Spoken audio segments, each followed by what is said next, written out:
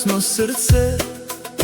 Повторно ги среќавам моите браќа, за да ја проповедаме добрата вест, како насекаде по земјата. Божјата реч ми носи толку многу радост, што сакам и вие да ја почувствувате со мене. Заврши ја несигурноста и тажното срце, ви се нуди мирна и сигурна иднина.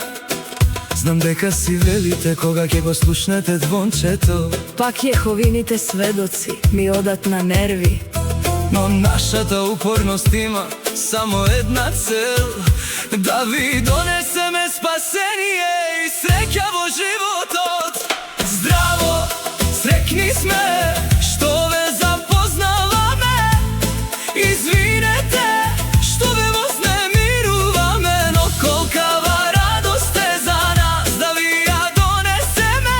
Божествената порака што Исус ни ја даде, да ја обиколуваме земјата со сила и уверување, за спасение на другите и нивните благослови.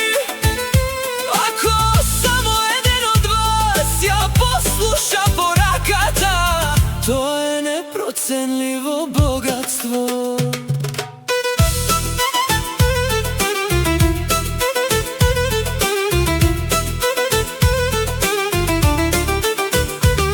Без разлика дали врне или сонцето силно гре, одиме по двајца со поглед насочен кон небото. Понекогаш некоја врата се затвора, нечи поглед е студен, но ние се молиме за вас, цврсто држејки се за верата. Зашто за таа завеса во таа затворена куќа може би се крие искрено срце што треба да биде спасено. Оваа порака на надеж не е создадена да биде скриена, туку е бесплатна радост што сакаме да ја споделиме. Здраво, срекни сме што ве запознаваме.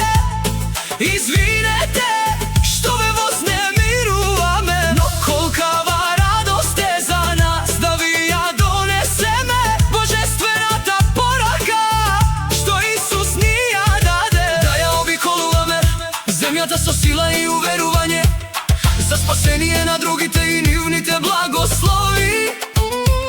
Ако само еден од вас ја послуша пораката, тоа е непроценливо богатство.